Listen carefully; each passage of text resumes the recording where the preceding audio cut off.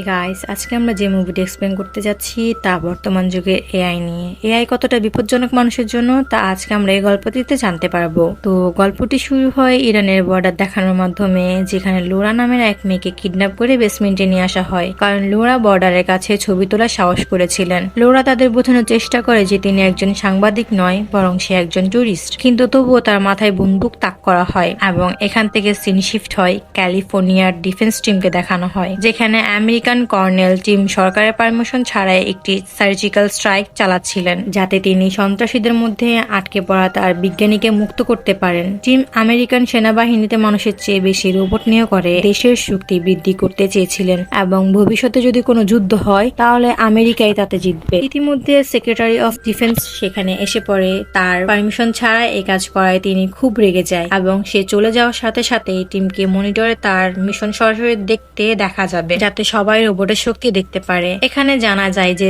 সিনেমার শুরুতে যে মেয়েটিকে কিডন্যাপ করা হয়েছিল সে আসলে একটি রোবট, তার নাম অ্যামেলিয়া। টিমের আদেশে অ্যামেলিয়া একে একে সমস্ত শত্রুকে হত্যা করে এবং অবশেষে বিজ্ঞানীকেও হত্যা করে। টিম এবং